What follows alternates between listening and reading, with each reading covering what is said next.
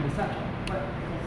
Então, retornando aqui à nossa reunião anterior, nós trabalhamos um pouco a ideia da construção das correntes, porque para nós, né, nós vamos estar associando o potencial, né, a gente está chamando de potencial, depois nós vamos ver por que ele é não relativístico, né, como a gente obtém um limite não relativístico, potencial com a interação de uma corrente, né, vou colocar aqui, a estrutura é basicamente essa, né,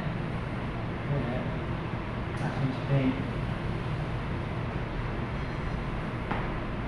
uma corrente, um propagador, vou colocar aqui uma função de um propagador, e depois uma outra corrente. Que não precisa ser a mesma que essa, pode ser uma corrente que chamasse uma corrente J'. Então nós temos a interação, uma corrente de matéria, outra corrente de matéria e aqui o mediador. Né? Então essa estrutura que vai nos dar os potenciais, com a teoria quântica de campo a corrente pode ser tanto de pode também, não, isso, pode ser corrente também, corrente não necessariamente, nós estamos fazendo uns exemplos aqui de matéria, mas depois a gente pode dar uma corrente da própria teoria de Engels, uma própria corrente de bósons de Gauge, os próprios mediadores, né?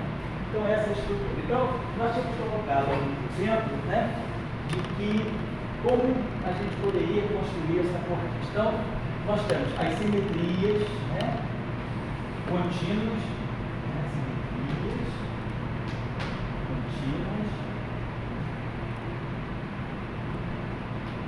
globais e locais, né? Esses dois tipos de simetria, e aí, com essas simetrias contínuas globais e locais, via teorema de Mendel, né? Via teorema de Mendel, a gente chega nas correntes.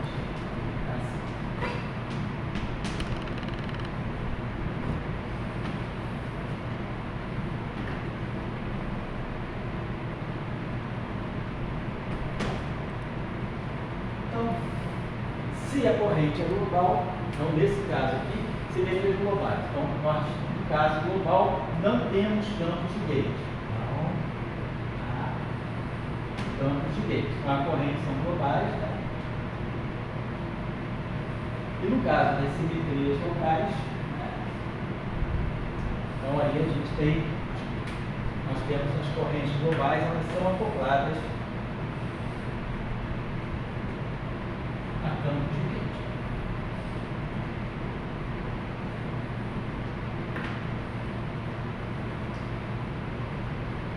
Então, em geral, essas correntes, né, elas estão associadas, né, a simetrias. Bom, no caso, então nós estamos sempre com a ideia de que nós estamos partindo de uma densidade lagrangiana, só para recortar, né? Nós temos uma ação, essa ação integral no tempo, né, de um lagrangiano. E esse lagrangiano é integral sobre, né, as coordenadas espaciais do elemento de volume, sobre o elemento de volume, né, de uma densidade de lagrangiano. Isso aqui que a gente está chamando de lagrangiano, é uma integral no espaço dessa densidade de lagrangiano. Então, isso aqui tem energia por unidade de volume, multiplica por volume, isso aqui tem dimensão de energia desses tempos. Aí nós temos a ação aqui em dimensão de energia. Estou colocando essas unidades, né? Quem não está acostumado está acostumado a controlar essas unidades. Então, nós partimos dessa densidade lagrangiana, e essa densidade lagrangiana que depende de campos e de derivadas, né? Vamos colocar assim, derivadas temporais, derivadas espaciais dos campos. E essas derivadas não precisam ser primeira ordem, segunda ordem. Em princípio, eu posso ter uma derivada de ordem n nos campos e uma derivada de ordem n no tempo e derivadas de ordem n no espaço. Não precisa ser primeiras derivadas. Normalmente, a gente trabalha com lagrangianos cujos campos, né, são sujeitos a uma derivada temporal, uma derivada espacial. Nós estamos colocando em geral. Até deixei no final da reunião passada, eu deixei um exemplo de derivadas temporais, 5 derivadas temporais quádruplas, né? Nós tínhamos deixado, por exemplo, esse caso aqui, essa densidade lagrangiana. Tínhamos colocado assim, um parâmetro alfa, vou botar assim, alfa sobre 2, e aqui, a derivada temporal segunda de um escalar complexo, e aí aqui, a outra derivada segunda do escalar complexo, mais um beta sobre 2, e aqui o laplaciano desse escalar complexo, e aqui o laplaciano desse escalar. Depois aqui a gente colocou o termo gama sobre 2, que eu acho que é gradiente do escalar complexo, escalar, gradiente do escalar. Então, lagrangiano, que é, claro, um escalar, né, sobre rotações. Então, esse exemplo aqui, só para deixar bem claro, é um exemplo TOI, né? Quer dizer, um TOI novo. Não estou dando nenhum sentido realístico a esse modelo. É simplesmente um modelo acadêmico, um modelo exercício para quem não está muito habituado a mexer com isso, a gente trabalhar um pouquinho a construção da corrente em casos menos convencionais, como é o caso de derivadas superiores. Então, a gente está falando aqui de um lagrangiano que depende de derivadas superiores. O normal, o paradigma, os paradigmas que a gente tem, são esses aqui, o lagrangiano de Klein-Gordon, né? Então, o lagrangiano, vamos dizer, simples desse tipo, né? Vamos colocar aqui, derivada 1 sobre c ao quadrado, derivada temporal está, derivada temporal de φ, menos gradiente de φ está, escalar gradiente de φ. E depois, aquele termo, né, que a gente coloca geralmente aqui, menos o parâmetro φ sobre 2 está φ. Né?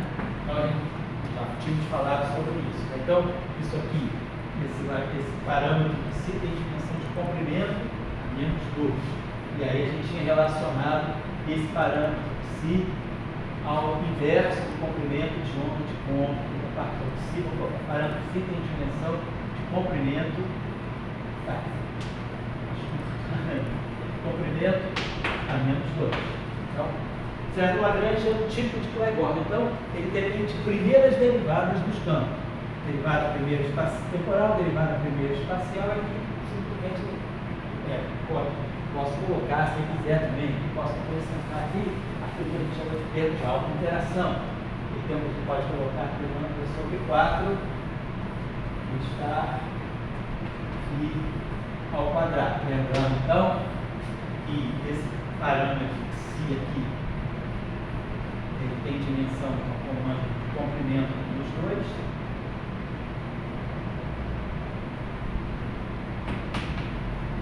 E o parâmetro lambda, vamos ver qual seria a dimensão dele. Então, lembrando o seguinte, esse lagrangiano aqui, ele tem dimensão, como a gente está vendo aqui, né, de comprimento, isso aqui é energia por unidade de comprimento. Então, o lagrangiano é densidade de energia, então é joule por metro cúbico. Densidade de energia. Aqui eu já tenho 1 sobre metro ao quadrado aqui. Então, isso aqui me fixa a dimensão do φ, né? Qual vai ser a dimensão do φ? Aqui eu tenho 1 sobre CDT, 1 sobre CDT. Então, eu já tenho aqui um comprimento, vou colocar assim, comprimento de metro a menos 2, vezes o φ ao quadrado. Estou tirando a dimensão, né? Então, aqui eu tenho 1 sobre metro ao quadrado, dimensão de φ ao quadrado. Isso aqui tem que ser joule por metro cúbico. Então, vou botar aqui 1 sobre metro ao quadrado. Então, a gente já tinha até tirado na outra vez, não lembro agora, que esse φ tem dimensão de raiz quadrada de joule por metro, né? Φ ao quadrado está aqui, só para cá, fica joule sobre metro, fica a raiz quadrada de joule sobre metro. Só colocando aqui em dimensões, raiz quadrada de joule sobre metro. Quem trabalha no sistema de unidades naturais vai lembrar que 1 sobre metro é energia, então joule ao quadrado. No sistema de unidades naturais, quando a gente considera H cortado igual a C igual a 1, né? Porque a gente sabe que essa constante, esse produto H cortado C é na faixa de 197 metros, né? Vezes V a menos 1, né? Metro vezes ferro, metro vezes ferro, né? Então, quando eu fizer H cortado igual a C igual a 1, eu tenho essa relação entre metro e ferro é menos 1. Então, no sistema natural. Então, no sistema natural, 1 sobre metro, né? É só olhar para cá. Se isso aqui é igual a 1, se H cortado C é igual a 1, ferro é 10 a menos 15 metros. Então, eu tenho uma relação que o metro é energia menos 1, ou seja, a energia é o metro menos 1, é o comprimento menos 1. Então, 1 sobre metro, eu posso passar para joule, ele fica raiz quadrada de joule ao quadrado, até joule, então tem dimensão de joule, ou seja, a dimensão de energia, que a gente chama que é a dimensão de massa, PC igual. Para os estudantes mais principiantes, não estão acostumados a trabalhar com o sistema natural, eu estou colocando as unidades corretas internacionais, o SI. Mas quem está acostumado a trabalhar com unidades naturais vai lembrar que 1 sobre metro é joule, joule ao quadrado aqui vai dar o campo de unidade de joule, e joule é a unidade de massa. Então é campo de unidade de massa, né, ou unidade de energia. Que H cortado igual a C igual a 1. Mas não estou usando isso não para não confundir quem está conversando. Quem quiser aprender melhor, na internet vocês vão achar. Só colocar lá no Wikipedia, sistema de unidades naturais. E aí a gente, pessoal, vai ver toda a conversão. Qualquer grandeza, por exemplo, um campo magnético que é Tesla, em princípio não tem nada a ver com energia, no sistema de unidades naturais ele acaba tendo dimensão de energia ao quadrado. Então, um campo magnético em Tesla, no sistema de unidades naturais, ele acaba podendo ser escrito, por exemplo, neve ao quadrado. A conversão é mais ou menos essa. 1 Tesla é na faixa de 10 a menos 15 joules ao quadrado. Isso no sistema de unidades naturais, né? Mas para quem está no sistema SI, campo magnético é Tesla. No sistema de unidades naturais, eu transformo Tesla em Joule ao quadrado, energia ao quadrado. E assim vai, a mesma coisa faz a campo elétrico. Estou colocando aqui só lembrando que quem sabe o sistema de unidades naturais pode não gostar desse sistema de unidades que eu estou usando, que é o internacional, e vice-versa. Quem está acostumado a usar o sistema de unidades internacionais não gosta do sistema de unidades naturais. Unidades naturais é muito típico da física de partículas. E o sistema de unidades internacionais é mais usado. Unidades naturais é reportado pela C igual a muito usado em física de partículas, relatividade, até mesmo em cosmologia. Mas o pessoal mais da astrofísica, matéria condensada, física nuclear, mantém as unidades internacionais. Joule é joule, metro é metro, segundo é segundo, né? Então é só para lembrar que, para quem também lembra, quando a gente faz C igual a 1, a gente está dizendo que 3 vezes 10 a 8 metros são equivalentes a 1 segundo. Então eu consigo transformar segundo para metro fazendo C igual a 1, né? É o sistema de unidades naturais. Quem não usa ele, metro é metro, segundo é segundo. E aí vou ver a unidade aqui. Então, isso aqui, lembra, 1 sobre metro ao quadrado, né? Isso aqui 1 sobre metro ao quadrado, isso aqui vai ficar joule sobre metro, né? Então vai ficar 1 sobre metro ao quadrado. E isso aqui vai ficar joule sobre metro, vai ficar joule por metro cúbico. Vamos vendo as unidades direitinho. Aqui é a mesma coisa, né? Aqui eu tenho que saber quem é a dimensão do psi. Então a dimensão do psi vai ser tal que psi vezes φ ao quadrado, joule por metro, tem que dar no final do dia algo que é joule por metro cúbico, né?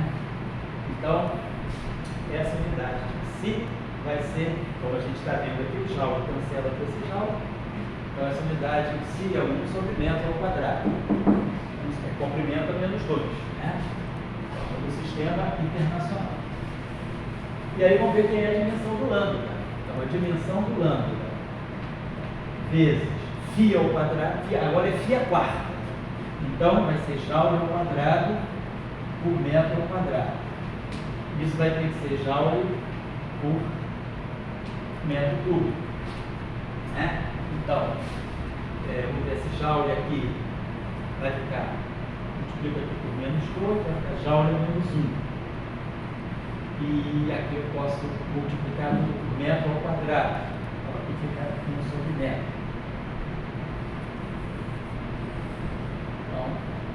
Então a unidade de lambda é 1 sobre joule. Acho que é isso mesmo, é 1 sobre joule vezes metro. Isso.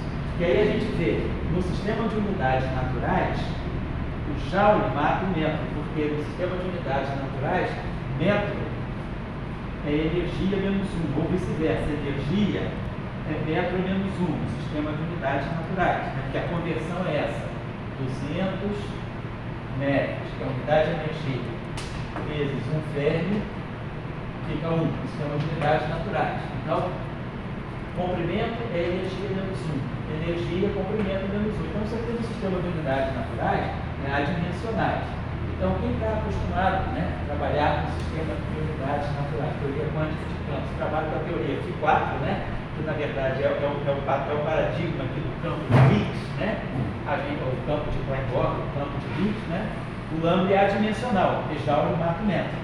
Então, esse aqui tem dimensão de comprimento menos 2, isso aqui é 1 sobre joule vezes metro, ou seja, adimensional no sistema internacional. No sistema internacional, no sistema de unidades naturais.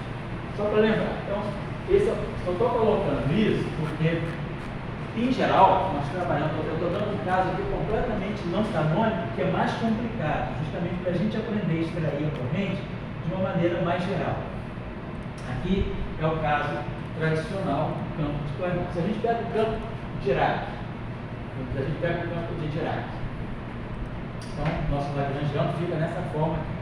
Psi barrado e gama mi, que é gama zero, D0, vou botar aqui 1 sobre C, assim, vou botar assim, 1 sobre C, psi barrado.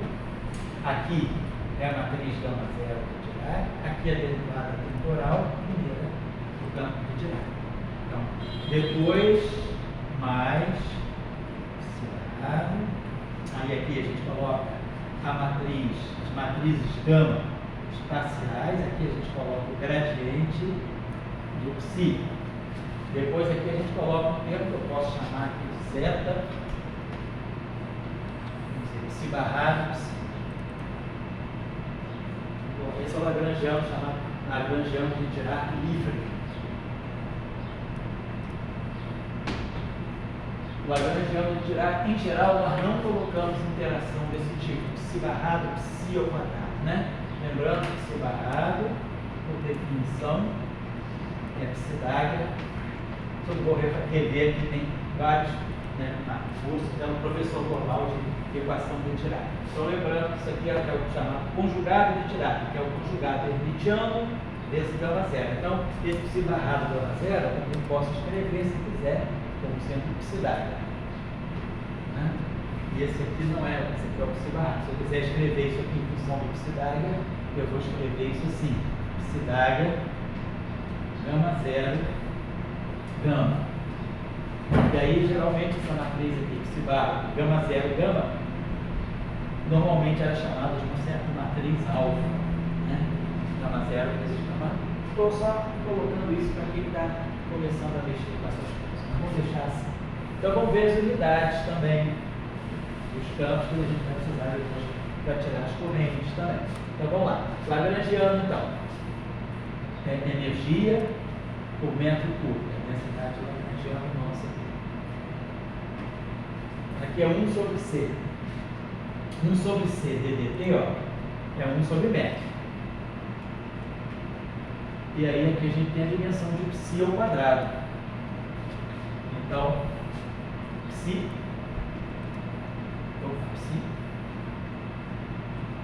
vai ter dimensão de raiz quadrada de joule por metro quadrado, ou seja, raiz quadrada de joule por metro. Vou colocar assim, né? Porque vai subir isso aqui, vai ficar metro ao quadrado do denominador, porque a raiz quadrada de metro ao quadrado por metro, raiz quadrada de joule. Isso no sistema internacional. No sistema internacional, no sistema de unidades naturais, lembrando, 1 sobre metro é energia. Então fica raiz quadrada de Joule vezes Joule, e da Joule é 3 meios, que é o que a gente sabe, a dimensão canônica do campo de Dirac é uma dimensão de massa, né, que aí no sistema de unidades naturais, MC2 é energia. Com C1, energia é igual a massa. Então a gente se refere à massa através de unidades de energia. Então fica energia é a mesma coisa que massa. Então fica massa 3 meios, que é a dimensão do sistema natural do campo de Dirac. Então esse parâmetro zeta, vamos lembrar aqui de novo. Então quem é o parâmetro zeta? Então zeta vezes π ao quadrado vai ter que ser Joule por metro cúbico. Aí lembrando, π ao quadrado é Joule por metro ao quadrado. Então, esse zeta tem dimensão de 1 sobre metro. 1 sobre comprimento. Comprimento é menos 1. Que, de novo, a gente relaciona com o comprimento de onda de côncavo da partícula associada. Nesse caso, não seria o elétron. Então, esse zeta aqui é o comprimento de onda de côncavo associado ao elétron. O comprimento de onda de côncavo associado ao elétron é H cortado sobre a massa do elétron vezes C. Então, nós vamos associar esse zeta aqui a MC sobre H cortado, que é o comprimento de onda de côncavo do elétron, a potência menos 1. É o comprimento a menos 1 que eu tiro daqui. Então, a gente relaciona esse zeta com a massa do elétron através dessa relação. Isso tem dimensão de comprimento a menos 1, e esse comprimento a menos 1 eu vou identificar com a massa do elétron vezes C sobre H cortado. Então, lembrando só disso, né? Então, a gente, para campos de matéria, vamos pensar por enquanto, vamos deixar ainda os campos vetoriais, mesmo que eu consiga campos vetoriais carregados, por enquanto vamos deixar os campos vetoriais carregados de fora, depois eu volto a eles. Então, no momento, a gente está tentando construir correntes a partir de matéria escalar e matéria espinorial. Claro que no modelo padrão, a matéria é puramente fermiônica. Então, no modelo padrão, nós temos quarks, são todos férmions, temos os quarks, e depois temos os leptons carregados, a gente tem os quarks, vou colocar as 3 famílias de quarks, né? Temos os leptons carregados, que são o elétron, antielétron, né? Elétron, pósitron, mu, antimu, tal, antital. E depois os neutrinos, né? Neutrino do elétron, neutrino do mu, neutrino do tal. Todos férmions.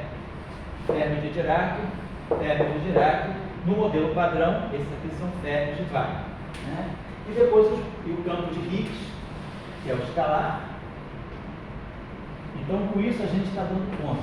Esses dois lagrangianos, a gente está dando conta. O primeiro lagrangiano, que é o escalar, que é de Klein-Bora, a gente escreve o Higgs. E os lagrangianos na matéria carregada, quarks e leptons, e também os neutrinos, eu escrevo através dessa equação. Claro, essa equação aqui é chamada equação de Dirac para férmions de Dirac. Se eu quiser falar dos neutrinos, eu tenho que usar a equação de Weyl. O lagrangiano de Weyl, só para colocar aqui, né? O lagrangiano de Weyl eu tenho para 2 tipos de neutrinos: neutrinos left e neutrinos right. Mas a estrutura do lagrangiano de Weyl é a mesma, né? Psi barrado, é só, digamos, não ter massa, né? Psi barrado, vamos dizer assim, sigma, psidária, DDT, psidária, psi, psidária, DDT, psi, e aqui mais um termo que vai ser mais psidária, as matrizes de Pauli, psi, escalar gradiente, psi. Onde esses férmions aqui agora são férmions de Weyl, são férmions left ou férmions right, psi left ou psi right. Que aí a gente pode, se quiser na representação, usar a representação de Weyl, são férmions de 2 componentes, por isso que aqui aparece a matriz de Pauli.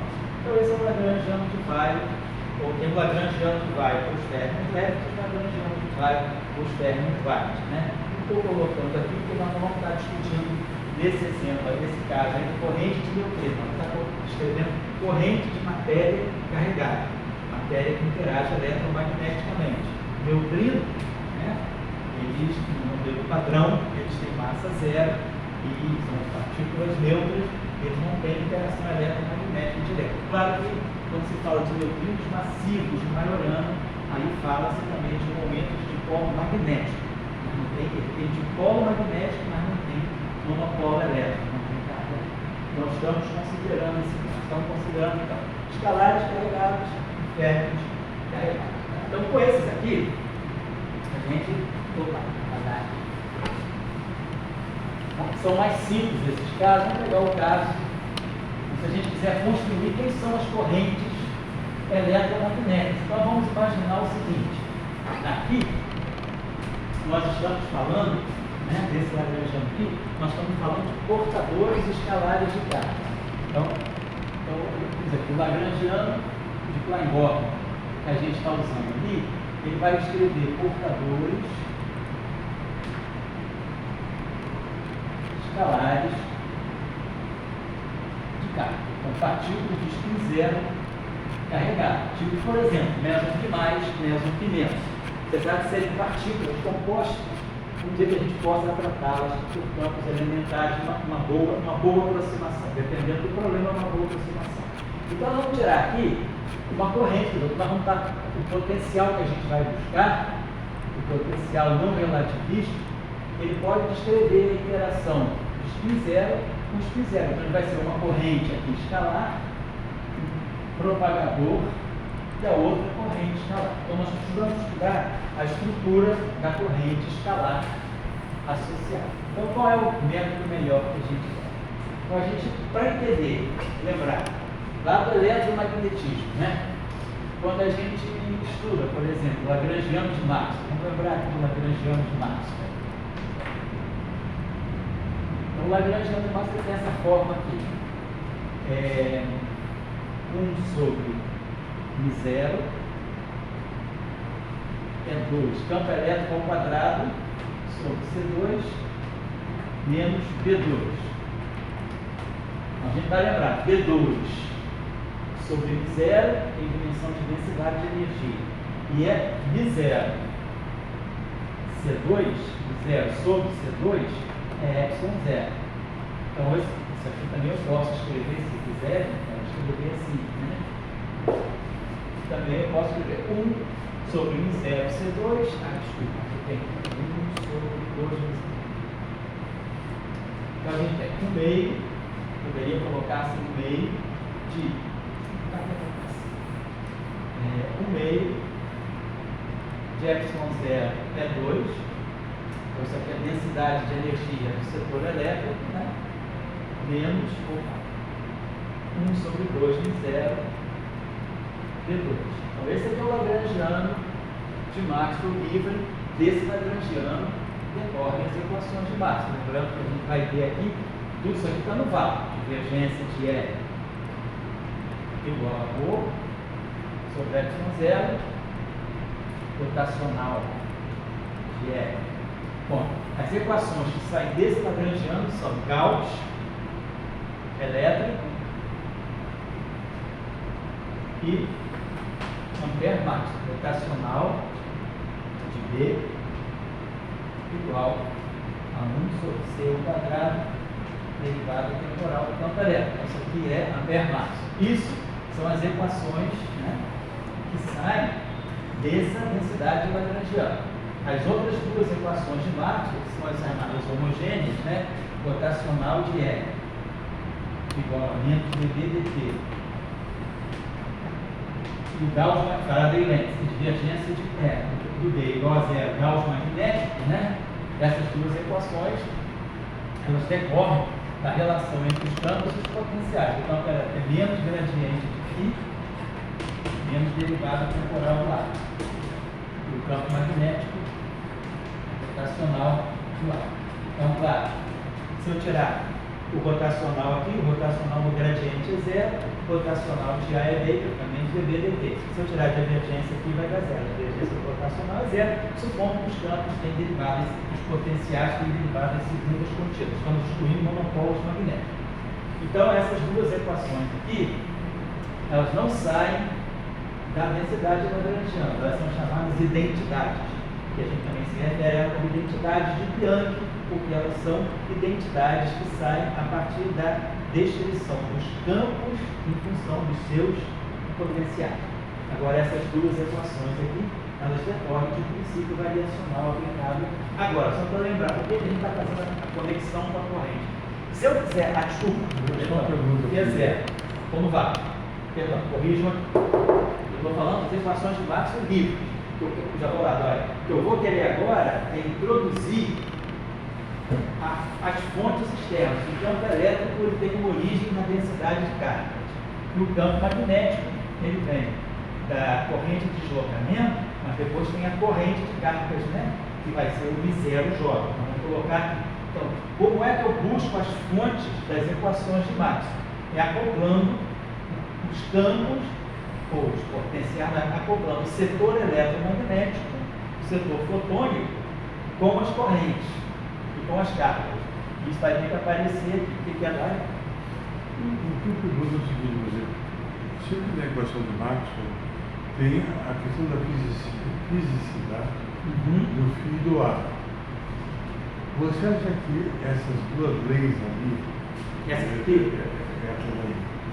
elas estão, na verdade, dizendo que tem um campo φ e um campo A?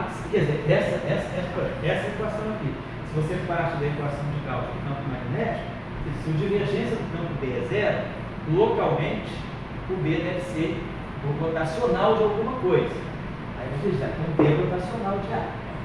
Ou seja, vamos supor, já que a divergência dele é zero, isso me indica, né, em primeiro momento, que, claro, imaginando que eu vou ter, para ter divergência, né, quando a gente tem divergência do rotacional de um campo qualquer é zero, para eu dizer que a divergência do rotacional é zero. Sim, é verdade, desde que esse campo vetorial ele tenha derivadas segundas contínuas, ou seja, derivadas dele em relação a x duas vezes, em relação a y duas vezes, em relação a xy, em relação a yx, todas essas derivadas são contínuas. Isso me garante que isso é zero. Então, se eu digo, se a divergência desse campo é zero e eu imagino então que ele seja rotacional de alguma coisa, mas essa alguma coisa que é o potencial vetor tem que ter derivadas segundas contínuas. Quando Dirac, lá no trabalho dele de 31, ele introduz os monopolos magnéticos, ele está abrindo mão da continuidade das derivadas segundas do ar. Então, supõe agora, o potencial vetor pode ter singularidades, né, que sejam advindas da não continuidade das derivadas segundas. E aí, se as derivadas segundas de A não são contínuas, a divergência do rotacional de A, que é a divergência de B, deixa de ser zero. E aí eu posso ter fontes magnéticas. Então, Dirac associa a eventual existência de monopolos magnéticos, que, né, colocando aqui uma densidade magnética de K, imaginando que esse B, então, seja o rotacional de A, mas esse A não tem derivadas segundas contínuas. Então, como você está falando, no primeiro momento, né, empiricamente falando, se eu tenho que a divergência do campo magnético é zero, eu observo que sempre o campo magnético em linhas fechadas com divergência zero, então eu vou imaginar que ele pode ser o rotacional de alguma coisa, de algum algo vetorial. E aí, esse algo é esse potencial vetor. Então, eu estou imaginando que esse potencial vetor tem derivadas segundas contínuas. Muito bem, resolvi o problema magnético. Mas aí, aqui eu vou ter. Nós sabemos lá da eletrostática, né, que o campo elétrico é o gradiente. Então, a gente teria que rotacional de E igual a menos derivada temporal do rotacional de A. E aí, de novo, imaginando que esse A tenha derivadas segundas contínuas, Isso aqui é uma derivada em relação ao tempo. Isso aqui tem derivadas espaciais, ddx, ddy, ddz. Eu posso passar essa derivada temporal para cá. Ou seja, eu estou dizendo, por exemplo, a derivada temporal da derivada em relação a x da componente y do A é igual a derivada em relação a x da derivada temporal do y. Para eu fazer essa comutação, passar uma derivada pela outra e dizer que essa igualdade se mantém, eu estou dizendo que esse campo aqui, que essa componente do campo A, ou seja, todas as componentes, isso vai valer para a x, então eu vou ter outra equação para ser ddt, do dy, do ax, eu vou usar isso aqui, dy, ddt, do ax. Então eu vou sempre trocar, passar a derivada temporal pelo rotacional. Eu vou estar dizendo que isso aqui é rotacional, ou menos rotacional de dA dt. Então, aqui está implicada uma relação matemática. Então, aqui eu estou usando um resultado matemático que me diz que esse A tem derivadas segundas contínuas em relação ao tempo e ao espaço. Eu posso trocar, aí sim eu fico rotacional de E igual a esse rotacional. Então, eu teria o seguinte: rotacional de E mais ddt de A igual a zero. E aí eu posso imaginar, se o rotacional de um vetor, que é esse vetor todo aqui, é zero, o rotacional do gradiente é zero. Então eu poderia imaginar que o rotacional de E mais ddt de A, ou seja,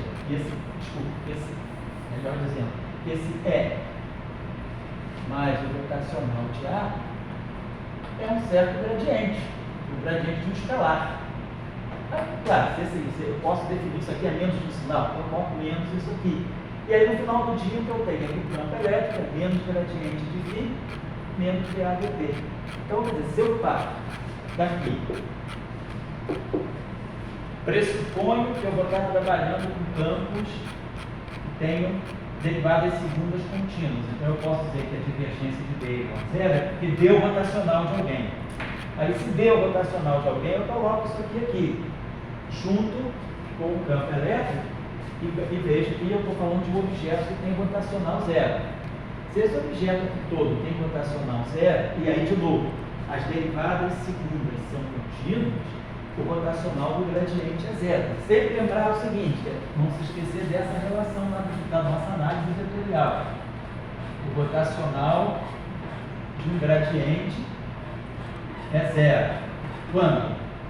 Quando esse campo escalar tem derivadas segundas contínuas. Aí o rotacional do gradiente é zero. Ou a divergência de um rotacional de um vetor é zero.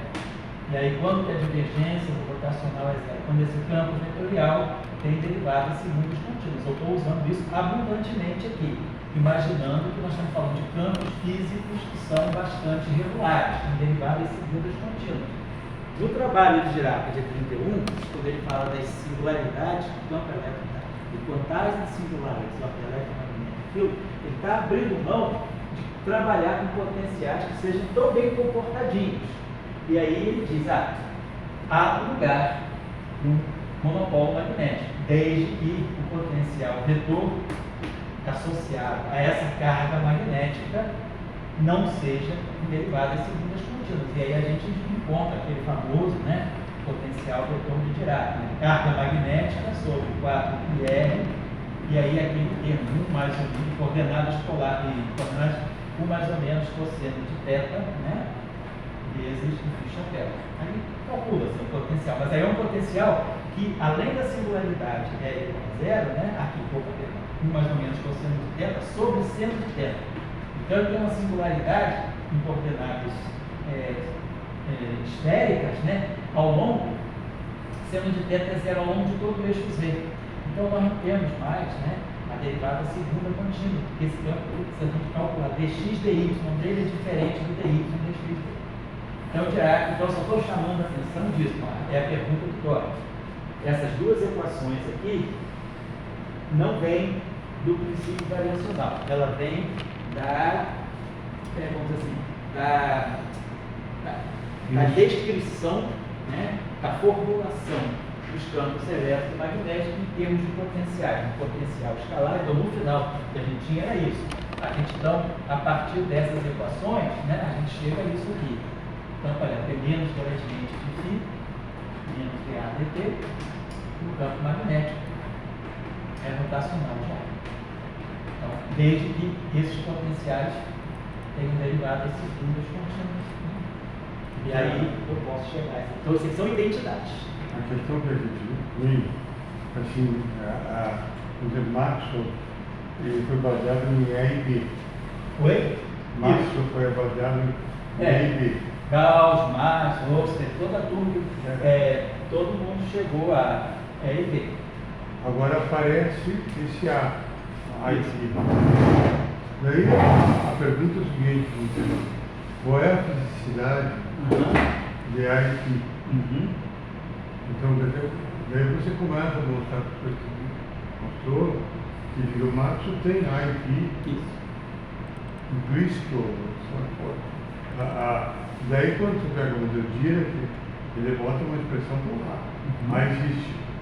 Quando você pega a mecânica quântica, você bota um A. Isso. Efeito Aharonov bom.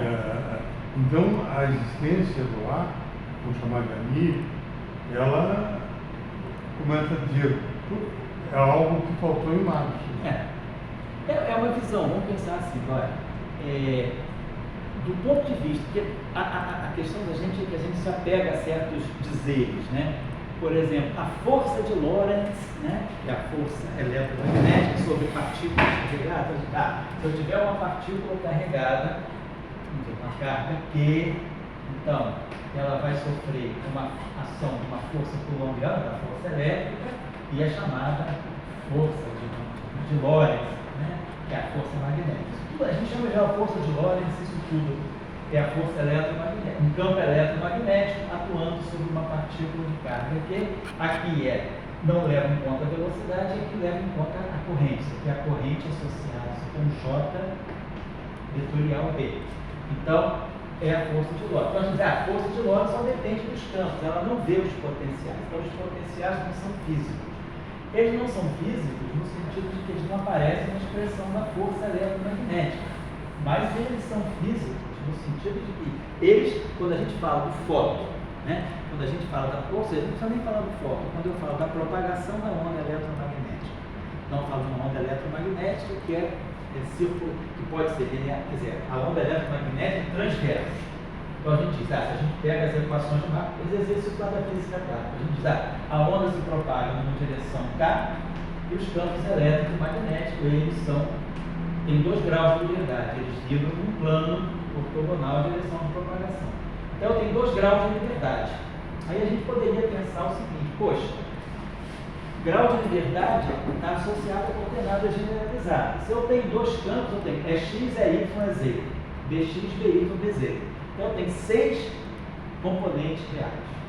6 componentes reais para descrever um plano. Né? Então, a gente sabe, tudo bem, então, pela equação de Faraday-Lenz, de uma certa maneira, a gente faz aquele esqueminho, né? A gente faz a solução de onda plana e diz, rotacional de E vai ficar K, vetor, a amplitude é 0 da onda plana, igual a menos dB dt, ficar ômega, e menos vetor vai ficar positivo, d0. Então tá, então eu escrevo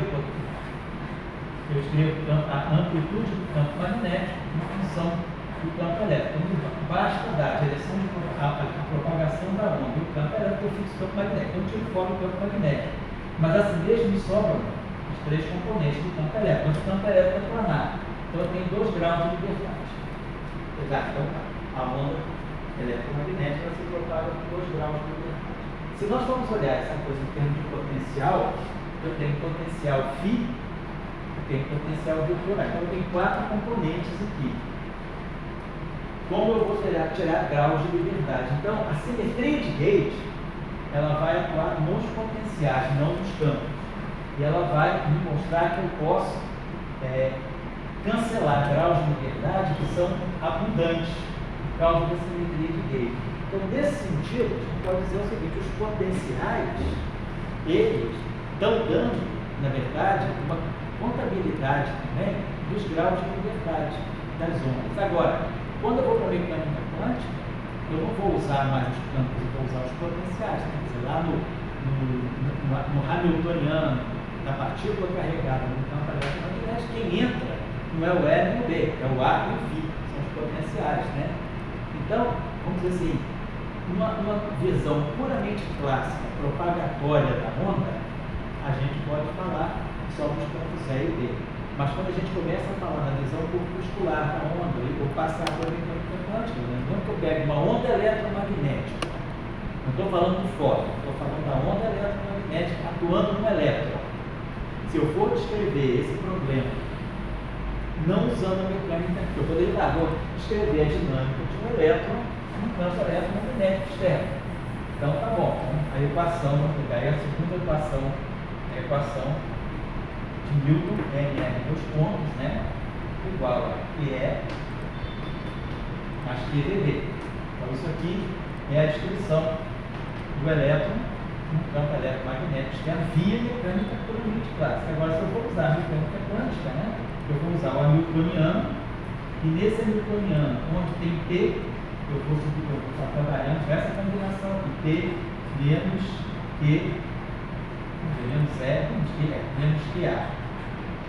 Isso vai ser o momento, no lugar do momento eu vou usar isso. E o potencial vai aparecer, quer dizer, o Hamiltoniano, né? Esse elétron, no campo eletromagnético externo, vai ficar 1 sobre 2m, P menos QA ao quadrado mais E mais Q. Então, esse mesmo problema agora, né, visto pela mecânica quântica, eu vou estar trabalhando com os potenciais. Então, na mecânica quântica não tem como eu me desvincular dos potenciais. Então, os potenciais, apesar de eles não serem a grandeza diretamente observável fisicamente, do ponto de vista da mecânica quântica, eles descrevem dinâmica. Então, eles são físicos. Quando é que vem o professor, o que falta em Marx? Minimamente. Você acha que faltaria, vamos dizer, uma interação do campo potencial com o campo eletromagnético com o B? Sei. Tipo assim, definir ali. Sei. Isso não é uma. Já que tem, o campo potencial existe. O campo EB existe. Em física existe interação. Enfim, será que essa interação, de alguma maneira, ela não tem que ser buscada? Talvez que a gente pudesse pensar o seguinte: Marx é a versão mais reduzida do eletromagnetismo, porque ela é completamente linear. A pergunta é: até que ponto o eletromagnetismo é uma teoria linear? Então, o que é a teoria linear? Por isso, as equações são todas lineares nos campos, divergência de erro. Não tem potência no campo elétrico, não tem potência no campo magnético, é tudo primeira ordem. Divergência de E, rotacional de E, dB, dt, divergência de B igual a zero, rotacional de B igual a 1 sobre seu quadrado, é tudo linear no campo. Agora, até que ponto a interação, até que ponto o eletromagnetismo consegue ser descrito por equações que são completamente lineares? Aí a gente fala, se eu tiver campos de intensidade muito altos, então, está acostumado, estou lembrando de coisas que a gente já falou em outros cursos, mas para os estudantes mais principiantes, né, se nós pegarmos essas constantes da física, massa do elétron ao quadrado, velocidade da luz à terceira potência, sobre a carga fundamental e H cortado, se fizer o cálculo no final do dia, essa grandeza aqui tem dimensão de volt por metro, ela está na faixa de 10 a 18, aproximadamente 10 a 18 volts por metro. Então, é um campo elétrico. Então, eu tenho um campo elétrico muito intenso. E se eu dividir por C, eu vou ter ME ao quadrado, C2 sobre EH cortado. Se eu fizer esse cálculo, isso aqui vai me dar aproximadamente 10 a 10 a 17. Isso aqui vai me dar na faixa de 10 a 9 Tesla, que é um campo magnético, que é aqui um campo elétrico. O que está em jogo aqui? A carga fundamental, que é a carga do elétron, eletromagnetismo. A velocidade da luz, algo relativístico. H cortado, algo quântico. E algo mecânico, a inércia do elétron, a massa do elétron. Então essa é a grandeza que está me dando no campo magnético. Essa é a grandeza que está me dando no campo elétrico. E aí a gente está falando de uma coisa muito fundamental. Eu estou indo para H cortado, então eu já estou no domínio quântico, no domínio realmente microscópico. Aí, agora a pergunta é, campos dessa intensidade, será que as equações de Maxwell são verdadeiras? Se eu pegar um campo, né, aquele campo ali, por exemplo, um campo tipo de uma estrela de nêutron, 10 a 9, 10 a 17 volts por metro, um campo muito intenso, difícil, eu não vou produzir 10 a 17 volts por metro no laboratório. A pergunta é, será que esses campos não violam a linearidade das equações de Maxwell? Esse é o ponto. Então, aonde você quer chegar? Será que Maxwell esqueceu de quê? Eu diria, Maxwell não esqueceu de nada. Ele se ateve à empiria da sua época. Todos os resultados empíricos mostraram que aquelas equações deviam ser... Claro, ele botou a corrente de deslocamento. Mas antes do Maxwell colocar a corrente de deslocamento, né, o que ele tinha eram equações lineares no campo elétrico e no campo magnético. Tudo dependia só de primeira potência do campo elétrico e primeira potência do campo magnético. Então, ele estava seguindo a linearidade. E aí, nesse caso, ele não tem como ele colocar coisas mais altas. Agora, como você está falando, será que eu posso misturar campo com potencial, acrescentar potenciais, por exemplo, nas equações de Maxwell, né? A gente sabe que sim. Vamos falar de de Broglie e Proctor daqui a pouco, né? Então, se nós estamos considerando campos muito intensos, a outra coisa que eu posso perguntar é o seguinte: se eu pegar campos que tenham frequências muito altas, imagina um campo magnético, um campo elétrico oscilante no tempo, uma frequência na faixa de, sei lá, 10 a 18, 10 a 20 Hz. Né? Será que esses campos, a resposta a esses campos no meio material vai ser uma resposta linear? Então a gente sabe que não.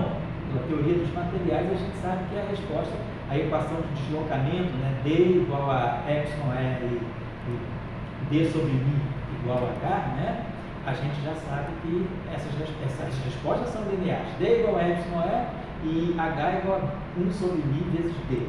Então, essas respostas são lineares. Se agora eu tiver frequências muito altas, as respostas passam a ser não lineares. Então, o que eu estou colocando é o seguinte: se nós considerarmos campos muito intensos, a gente já tem que falar de não linearidade das equações de Maxwell. Aí, se eu falo de não linearidade das equações de Maxwell, aí eu posso começar a pensar nessa ideia de colocar termos de potencial junto com o campo, né? Na equação de campo. Será que os potenciais não vão aparecer ali? E aí a gente sabe, Young Mills foi esse caminho. O que são as teorias de Young Mills? A teoria de Young Mills é como se fosse, vamos dizer assim, uma extensão de fótons auto-interagentes. Só que na teoria de Young Mills, eu não estou lidando com um fóton só, estou lidando com N fótons, dependendo do grupo de simetria. Então, mas a teoria de Young Mills, ela é o primeiro passo de eu perguntar: e se eu quiser transformar as equações de Maxwell em equações não lineares, baseadas no princípio de simetria local? Você vai chegar nas equações de Young Mills. Então, Young Mills e aí nas equações de Young Mills, se a gente se lembrar bem, os potenciais aparecem nas equações de campo, né? Então, a gente escreve a equação de Young Mills. O campo elétrico de Young Mills, né? Deixa eu botar aqui. Então, eu vou ter. Aí eu tenho mais de um campo elétrico. Eu tenho uma divergência do campo elétrico. Eu tenho uma família de campos elétricos. Eu estou chamando de família A. Aí aqui eu vou colocar um termo que vai ser mais uma constante de acoplamento, vamos dizer por quê. Aí aqui vai aparecer as constantes de estrutura do grupo. Aqui vai aparecer o potencial vetor escalar, campo elétrico, EC. Então aqui a gente já começa a ver. Então esse aqui é o primeiro caminho, né? Se eu sair de Maxwell e quiser introduzir interação de potenciais com os campos, então aqui está aparecendo o campo, aqui está aparecendo o potencial. Isso é a equação de Gauss, os campos, vamos dizer, elétricos de Young Mills. Vamos pegar a equação de Ampère-Maxwell, com Faraday Lenz. Rotacional de B, vamos ficar rotacional de E, rotacional de EA. mais G, F, A, B, C. AB vetorial BC igual a tudo não é rotacional, novo rotacional novo, o campo é menos dB dt, então menos derivada temporal de dA mais G F ABC e B. Então a gente vê o seguinte, que o gradiente ele vai estar sempre acompanhado do potencial vetor. E a derivada temporal vai estar sempre acompanhada do potencial escalar. Então isso aqui agora é uma versão, como você está falando. Eu começo a ver os potenciais interagindo com os próprios campos. Eu tenho ciclo B, aqui eu tenho A com E, e aqui também tenho A com E. Isso, então, é Ian Newton, que é justamente a tentativa de sair de um único fóton e ter uma família de fótons que não há interação. Mas aí a questão é, a gente sabe que isso não é interação eletromagnética. A interação eletromagnética tradicional, ela fala de um só fóton. Então, quando a gente fala das versões não lineares de Maxwell, a gente está falando de versões não lineares, mas envolvendo um único fóton. Aqui seria uma espécie de versões não lineares envolvendo mais fótons, que aí a gente acaba associando, por exemplo, essas equações vão seguir para QCD. Se F e ABC forem constantes de estrutura do grupo SO3, essas equações vão estar descrevendo os campos elétricos, os campos magnéticos, os potenciais φ e os nulos, né? Que são os mediadores da interação da QCD, né? Mediadores da interação forte da QCD. Então, vamos voltar, só quadrando a tua pergunta. Será que o Maxwell não esqueceu de alguma coisa? Então, eu diria o seguinte, certamente Maxwell, ele fez a teoria dele limitado, né, pelo conhecimento empírico da época, que eram as equações de Gauss, da eletricidade, equação de falha de lentes da indução, equação de Ampère. E aí Maxwell coloca, a grande coisa que ele faz é colocar a corrente de deslocamento, salva a conservação da carga e obtém as equações todas lineares. Agora ele estava restrito àquilo. Quando é que começou a se falar da possibilidade de ter eletrodinâmicos, eletromagnetismos não lineares? Quando Compton chega ao conceito, faz o experimento de Compton e mostra a natureza material da luz. Então, a luz tem fóton. Então, a luz é feita de partículas. Então, Compton dá um passo importante. Ele restaura aquilo que Newton dizia, Newton e também Pierre Gassendi diziam lá no final do século XVII, ainda início do século XVIII, que a luz tinha uma natureza corpuscular. Compton redescobre isso através do seu espalhamento Compton de 1923. Com a mecânica quântica, nós vamos falar do fóton como partícula. E aí você fala, bom, se duas ondas eletromagnéticas sofrem interferência, será que na verdade eu não estou falando de uma interação entre dois fótons? Aí você começa a pensar que a teoria de Maxwell, ela não é, você poderia começar a introduzir correções não lineares, porque fóton interage com fóton, já que luz interfere com luz, vamos passar isso para a versão corpuscular, é fóton interferindo com fóton, então uma interação entre fótons. Aí você começa a falar das formulações eletromagnéticas não lineares a partir de 1925, né? Lá com os russos, Chapochnikov e toda uma cadeia da escola russa e da escola francesa também. Começa a se discutir muito, depois vem justamente na década de 30, lá e vem o Halper, né? Que ele vem com a equação de Dirac, de elétrons negativos, começa a falar da introdução de efeitos não lineares a partir da eletrodinâmica quântica. Então, vamos colocar assim, enquanto você está na era Maxwell, você está na era da linearidade. E aí você tem um único fóton e não tem auto-interação. Quando a gente chega na mecânica quântica, depois do experimento de Compton, a gente já começa a pensar em fótons em auto-interação. Ian Mills é esse caminho. Só que para Ian Mills eu teria que falar de uma família de N fótons. Eu não tenho no eletromagnetismo N fótons. A gente acredita que tem um só fóton. E aí você pode fazer não linearidade em cima de um só fóton, né? Mas aí você só tem um fóton, e você vai fazer uma formulação sem o aparecimento dos potenciais também. Tem essa coisa de fóton, mas tem um problema, né? Porque a carga ela é aditiva. Sim. Então a simetria dela tem que ser linear. Isso, exatamente. A aditiva, é abeliana. Então você tem que ter uma gauge linear. Não linear. Abeliana, uma teoria de gauge abeliana, mas pode ser não linear, exatamente. Agora, mas o que é importante é ser abeliano. Ser abeliano você garante a aditividade da carga elétrica, mesmo que você introduza uma linearidade. Então, isso eu queria chamar a atenção. Eu estou assim, pedindo desculpa ao público desse curso, porque a gente está indo muito devagar. Mas assim, eu queria ir devagar justamente para discutir essas coisas, né, com os estudantes principiantes. Eu só vou dizer porque você gosta sempre de falar que, vamos dizer, Marx como um arqueólogo. Então, o arqueólogo foi lá e descobriu Marx. Específico. Do que você falando. A gente pensa sempre assim, é como se fosse uma espécie de uma arqueologia. Você vai pegando os excertos, né, as descobertas, né, os vasos quebrados, o ferramental usado e vai reconstituindo, né, a civilização. Então, Marx foi pegando as peças, foi juntando e chegou a esse conjunto de equações, né? Agora, esse conjunto de equações começa a se tornar cada vez mais, vamos dizer assim, complexo, no sentido de que quem é o portador da carga? É o elétron.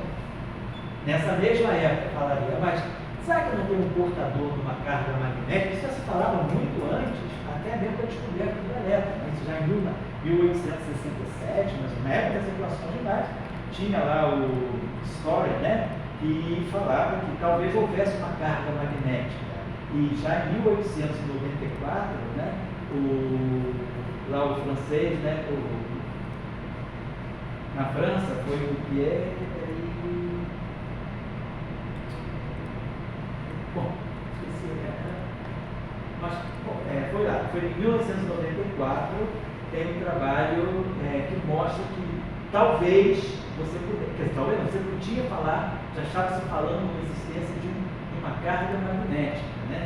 E aí, só tirar que em 1931 recupera isso usando mecânica quântica. Mas assim, você já fala de cargas. Então, à medida que você vai falando que as fontes do eletromagnetismo são cargas, e essas cargas são cada vez mais elementares, aí você já começa a trazer a mecânica quântica. Aí você já começa a descobrir, como a gente falou, novos efeitos. Então, por exemplo, com a carga do elétron, a mecânica quântica é crucial para essa relação aqui, né? Isso aqui está me dando um campo elétrico. Então, tem aqui, mecânica quântica está aqui. Então, à medida que eu vou penetrando cada vez mais no interior da matéria, imaginar, perto do núcleo atômico, do átomo de hidrogênio, né, o campo elétrico é muito intenso. Então, o campo elétrico é muito intenso. Será que ali, né, quantos efeitos não lineares não podem também ser importantes? Então, tem toda uma discussão de rever o espectro do átomo de hidrogênio usando não linearidade, usando a teoria de Bohr-Wiener, por exemplo, né? Bohr-Wiener são as primeiras formulações concretas, né? Bohr-Wiener de 1936, 34, né? Quer dizer, esse período aqui, mas Bohr-Wiener é 34. E olha, Heisenberg. Ela não seria Curie? Oi? Curie não seria? Obrigado. Eu vi na Wikipedia agora. Não, obrigado, você tem razão. Na Wikipedia tem alguém com computador aberto. Pierre Curie. É 1894, não é, tchau? Sim. Pierre Curie, você esqueceu o segundo nome. Não posso esquecer Pierre Curie, pô. Então, Pierre Curie, 1894, ele fala, vamos falar de um eletromagnetismo com cargas magnéticas. Ele estuda o movimento de um monopolo magnético no campo elétrico. É um problema que os matemáticos ficaram encantados. Poincaré trabalhou nisso. Poincaré foi estudar a matemática da dinâmica, claro, a dinâmica não era a dinâmica relativista, era a dinâmica newtoniana de um monopolo magnético no campo de uma carga elétrica que se movia no campo magnético de um monopolo magnético. Isso foi um problema matemático que envolveu Poincaré, Pierre Curie, mas depois o monopolo magnético só é Tem um trabalho de 1907, publicado em 1907, também por Curie, que fala de monopólio magnético, mas assim, era portador de carga magnética, mas aí o monopólio magnético só ganha, vamos dizer, consistência quando entra a mecânica quântica no trabalho de Dirac de 38. Então, assim, por que a gente está falando isso, pai? Porque tudo começa com as equações de Maxwell, mas os geradores das equações de Maxwell são cargas elétricas, correntes elétricas, né? Claro, hoje a gente sabe domínios magnéticos, né? O spin, né? Quer dizer, a gente tem uma fonte, né, de magnetismo também para as equações de Maxwell e as correntes de deslocamento, né? Depois a gente pergunta, e se houver cargas magnéticas e correntes associadas a cargas magnéticas, a gente vai ter um conjunto de equações de Maxwell muito mais complexo. E aí, à medida que a física foi se refinando, as equações de Maxwell foram acompanhando. As equações de Maxwell são modificadas, né, nesse sentido, né, da não linearidade, da mecânica quântica, depois correções das equações de Maxwell vindas da teoria quântica de campo. Então, as equações de Maxwell elas vão sempre elas vão absorvendo sempre efeitos de nova física, por exemplo, efeitos de gravitação quântica, mas isso aí já é uma discussão mais recente. Mas assim, o que a gente está querendo dizer com toda essa nossa discussão, né? E até onde Maxwell foi? Essa é a tua pergunta. O que Maxwell não viu? Então, Maxwell não viu a não linearidade, porque ele não tinha condição de ver, claro, com os experimentos da época e nem com a teoria, não havia nem a noção de elétron. Você falava de cargas elétricas, de uma densidade de carga, mas você não sabia que havia um portador. O elétron só é descoberto lá em 1897. Então, Maxwell não tinha como chegar à não linearidade, mas com a mecânica quântica, as equações de Maxwell foram revistas, e aí tem a questão da não linearidade. E aí a pergunta que a gente se faz depois é: os potenciais podem interagir com os campos, como a gente mostrou ali? Podem, mas numa teoria de Young-Mills. Agora, você desenvolve, né, modelos de eletrodinâmica, modelos de eletromagnetismo com mais campos, né? E aí você tem interação de potenciais com campos. Então, dizer, são propostas novas, você pode colocar. Mas assim, nada impede de você fazer isso, né? Não impede. Agora, na época, o Maxwell não tinha condição de ver. E aí, Young-Mills é um passo nessa direção. Mas Young-Mills não descreve o eletromagnetismo, porque ele fala de N fótons, né? Então, Young-Mills descreve interações fundamentais eletrofracas, interação da QCD. Vamos ter a oportunidade de falar nisso no curso do primeiro semestre. Vai dar um curso esse ano de Young-Mills 1, no primeiro semestre, e Young-Mills 2 no segundo semestre. Esse ano é o ano de Young-Mills, são 70 anos. Coloco naquela sua pergunta, você gosta de falar do arqueólogo, né? Sim. Então, o arqueólogo foi lá e descobriu lá o Tutankhamon. Então, descobriu o Maxwell. Isso. Agora, ele descobriu como deu o chapéu do Tutankhamon. Certo. Será que ali do lado não teria uma cadeira e assim por diante? Nesse sentido, a gente fala em física de partículas e arqueológica nesse sentido. Mas daí vem a pergunta, vamos ver.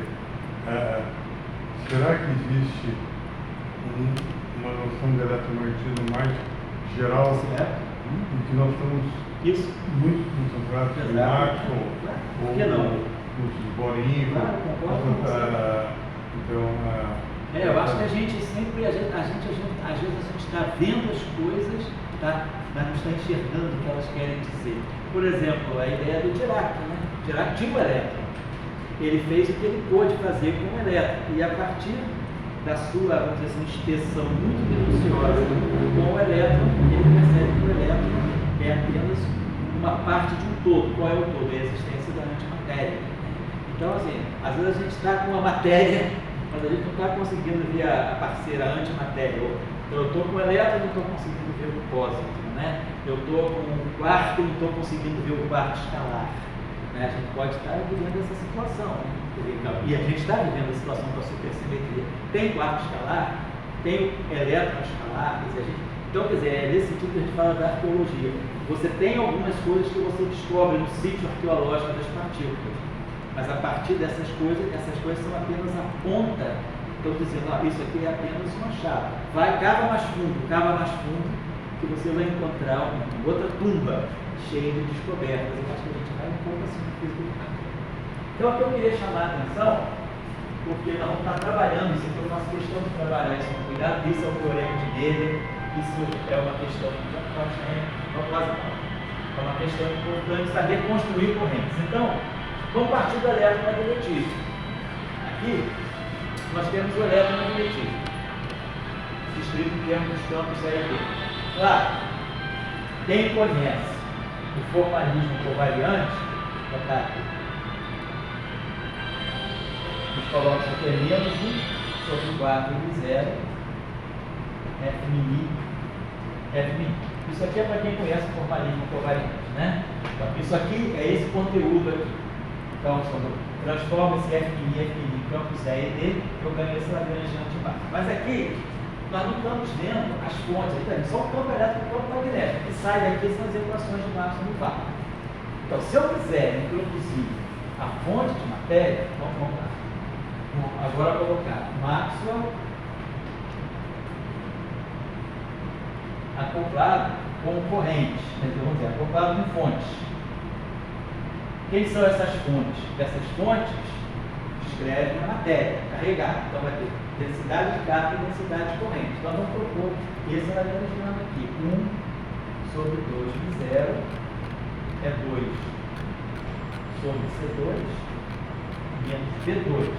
E aí, lembrando lá do nosso estudo do eletromagnetismo, a gente sabe que a interação, se eu pegar a interação, por exemplo, de uma carga, né, com uma carga sujeita a uma diferença de potencial, que a gente ganha, multiplica a carga pela diferença de potencial, a gente ganha uma energia em elétron-volts, né?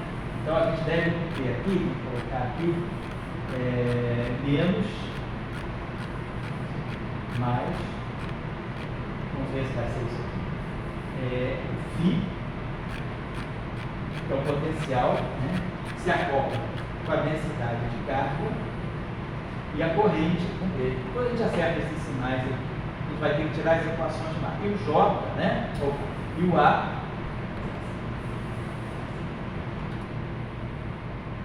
então aqui está a fonte representada pela densidade de carga, acoplada ao potencial. Por quê? Na equação de Gauss, né, que é uma equação para o potencial, divergência de E, divergência de E é igual a ρ sobre ε0. Então, né, aqui, isso aqui é o eletrostático, gradiente de φ. Então, Laplaciano de φ igual a ρ. Então, φ se acopla ao ρ.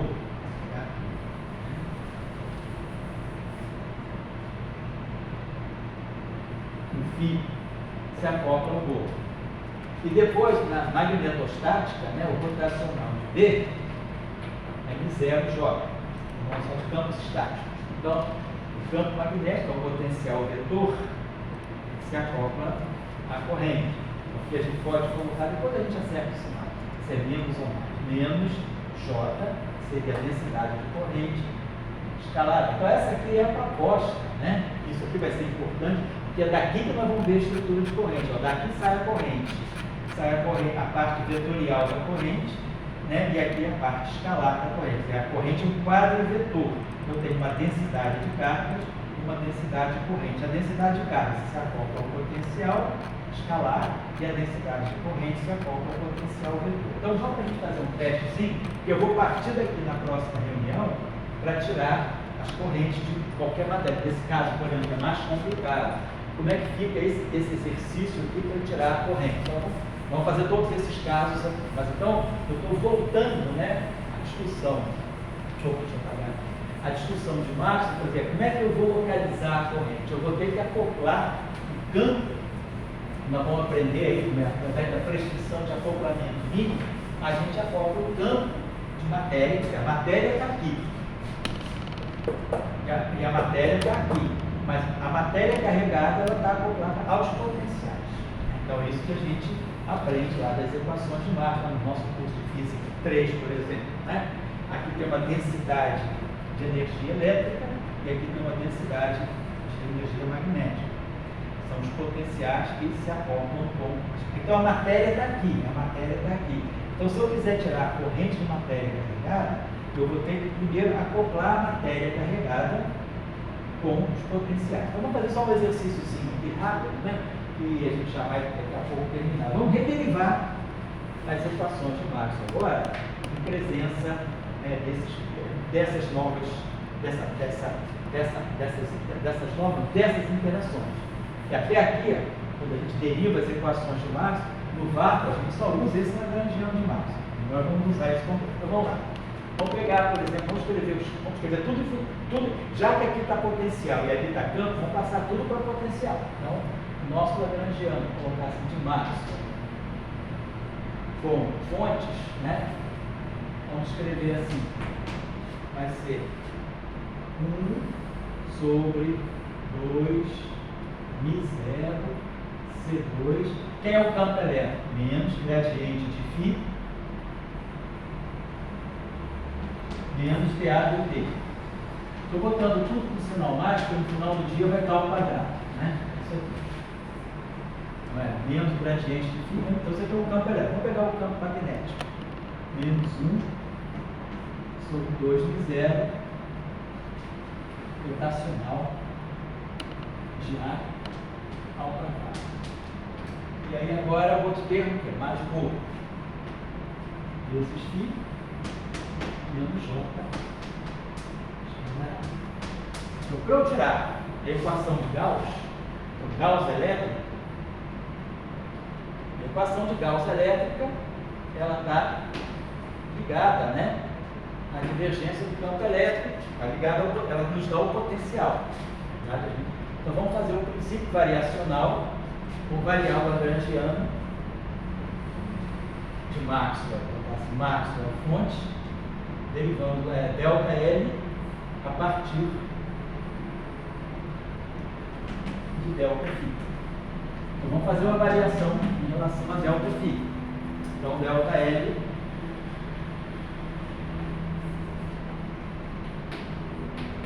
vai ser, então vou ter que variar isso aqui em relação a V, que é um quadrado. Então vai ficar 2 vezes, vai cancelar, vai ficar 1 sobre 0 C2.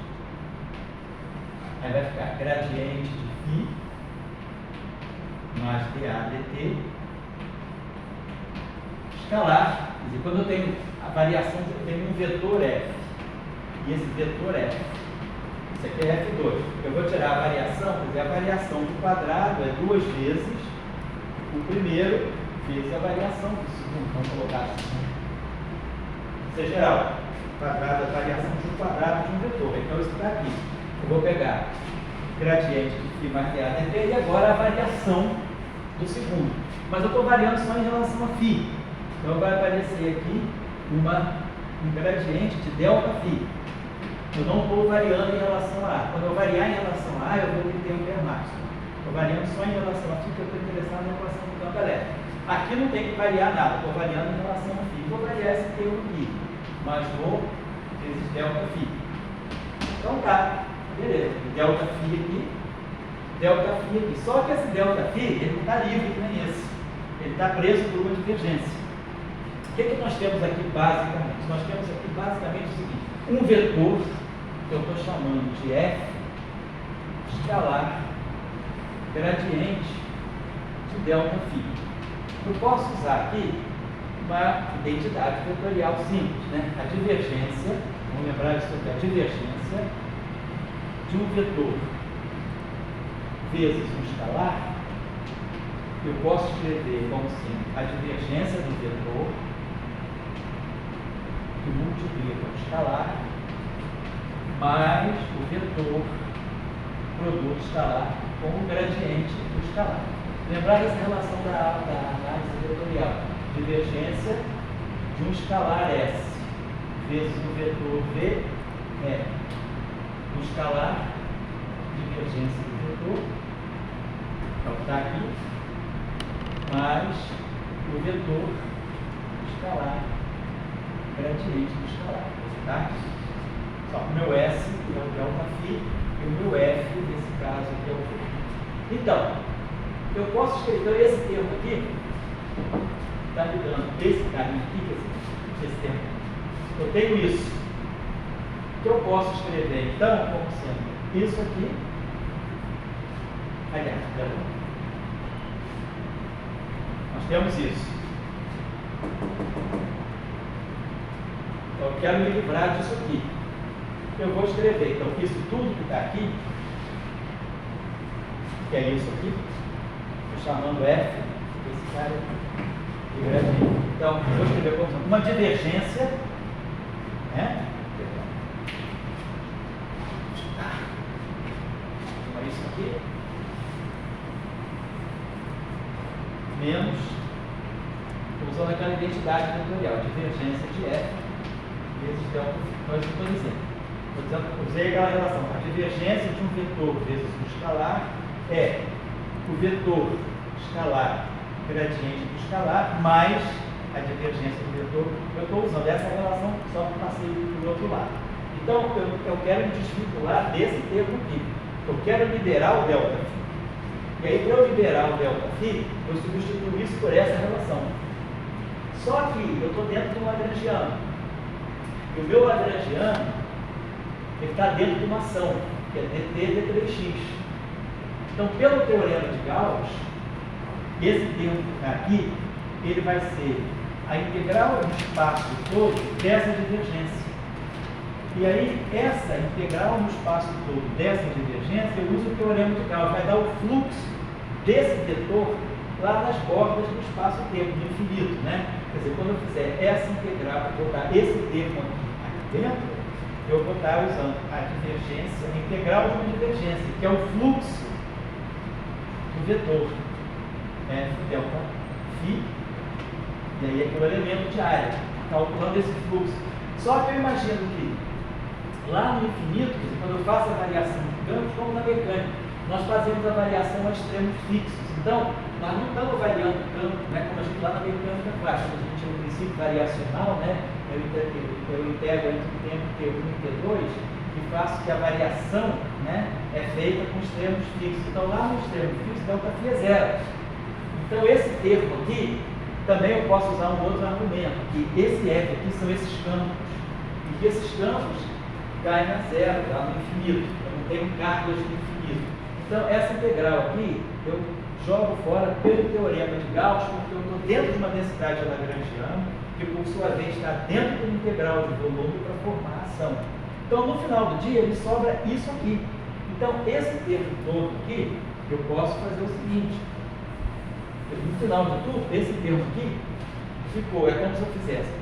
Libero esse delta φ, jogo essa divergência para cá e boto um sinal menos. Então, vai ficar menos. Ganho o sinal menos 1 sobre 0 C2 e jogo a divergência atuando no vetor. Então, esse gradiente que estava atuando no delta φ, ele libera o delta φ e joga a divergência lá. Mas isso aqui nada mais é. Se eu fizer esse menos para cá, ó, isso aqui nada mais é do que a divergência. Isso aqui é um campo elétrico. Então, esse termo aqui acabou ficando no final do dia, divergência no campo elétrico, vezes delta φ. Claro, 1 sobre M0 C2 é o epsilon zero. Então, mas estou vendo que eu fiz esse sinal aqui tem que ser menos. Se esse sinal aqui for menos, isso aqui é menos. E isso aqui, como o delta φ é arbitrário, é o princípio da minimação. Delta L, a variação é zero. Eu quero que essa variação, quer dizer, princípio variacional, delta L, né, vai ser zero. O princípio das equações de campo saem desse chamado princípio, postulado variacional. Ou seja, eu vou ter divergência de E vezes epsilon zero igual a ρ. Ou seja, menos ρ igual a zero, ou seja, ρ sobre epsilon zero. Então a gente tirou a equação de Gauss agora com a presença de matéria, colocando, né, esse termo aqui, acoplando a densidade. Então, se esse termo aqui é menos, esse termo aqui no final do jogo vai ser mais. Então vai ficar aqui, esse termo aqui, então me dá a equação de Gauss corretamente. Então eu ganho a minha equação de Gauss. Agora, então Gauss elétrico, então a gente já está entendendo como acoplar, quer dizer, como tirar a corrente. A gente vai, quer dizer, corrente, quando eu digo corrente, estou dizendo no sentido mais amplo, né? A densidade de carga. Quando eu falo de corrente, a gente geralmente está pensando na notação por variante do espaço do encosto. A corrente, ela é C vezes ρ e a corrente J. Na relatividade restrita, a gente junta a densidade de cargas com a densidade de corrente no quadro vetor. Então a gente vai falar da corrente, a gente está falando da parte densidade de cargas e da parte densidade de corrente. Então, esse lagrangiano está me mostrando que para eu tirar as correntes de matéria, o que eu tenho que saber fazer? Eu vou tirar as correntes de matéria daqui, ou seja, eu vou acoplar a matéria com Maxwell e vou tirar as equações de Maxwell agora em presença da matéria. Quando eu tirar as equações de Maxwell, vamos dizer assim, Maxwell, sistema como Maxwell acoplado à matéria carregada. E aí, vou escrever, vamos dizer assim, um lagrangiano de Maxwell acoplado à matéria carregada. Daqui, pelo princípio variacional, vou colocar assim, princípio variacional, nós vamos chegar às equações de Maxwell. Só que as equações de Maxwell com matéria, com a matéria, com a fonte de matéria.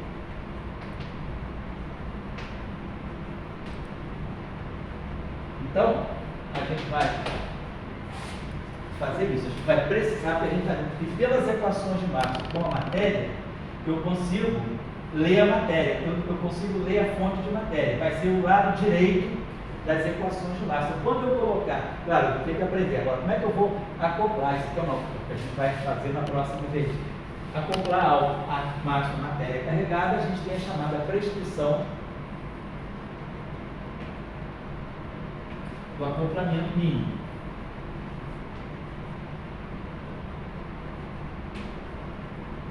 Então, quando a gente faz a prescrição do acoplamento mínimo, a gente vai escrever um lagrangiano, o Maxwell acoplado à matéria. E aí, vamos derivar as equações de Maxwell em presença da matéria. O que sair do lado direito, então vai sair divergência de E igual a 1 sobre ε0 e vai sair rotacional de B igual a corrente de deslocamento, sempre, mais I0J. Então, eu vou ler isso aqui e vou ler isso aqui. Mas, claro, quando eu for acoplar, né, eu não vou colocar aqui o rho, eu vou colocar, eu vou fazer um lagrangiano em que eu pegue, eu vou ter que fazer o seguinte, só para finalizar. Já viu? Então, na próxima aula, a gente vai partir aqui, eu vou fazer, para quem nunca viu, vou fazer a derivação do princípio variacional para A. Hoje a gente fez o princípio variacional para Φ e obteve a equação do campo elétrico. Na próxima vez, vamos fazer o princípio variacional para A. A algebrinha é mais, uma bobagem, assim, é mais por causa do rotacional de A para cá. Mas para quem não viu, a gente faz.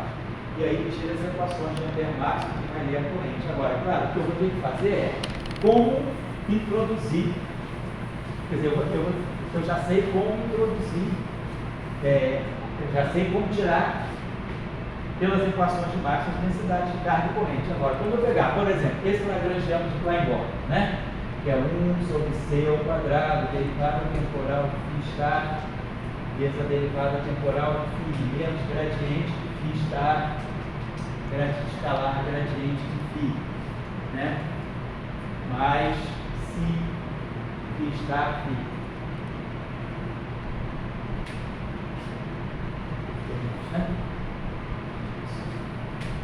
Então, como é que eu vou colocar o campo eletromagnético? Eu vou colocar o campo eletromagnético aqui. Então, eu vou ter que trazer para essa derivada temporal e para esse gradiente, nós vamos acoplar aqui, eles vão trazer aqui o campo eletromagnético. O campo eletromagnético se acopla com a matéria escalar, nesse caso a matéria escalar, né? através de suas derivadas. Isso é a prescrição do acoplamento mínimo.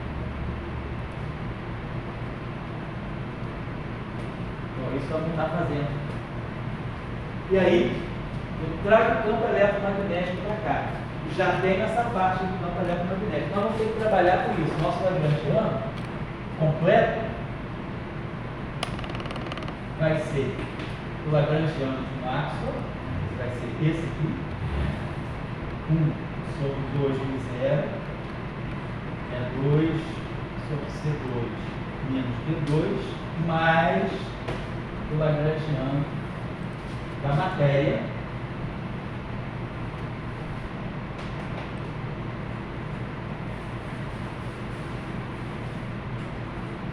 acoplada com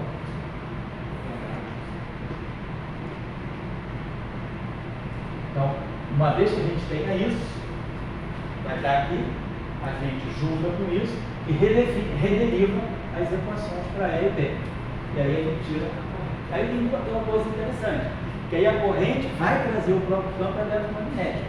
Mas aí eu uso o campo eletromagnético só como uma isca. Ele traz a corrente. No final do dia eu zero o campo eletromagnético e fico com a corrente. Daqui nós vamos tirar duas correntes. A gente pode tirar duas correntes dessa formulação aqui.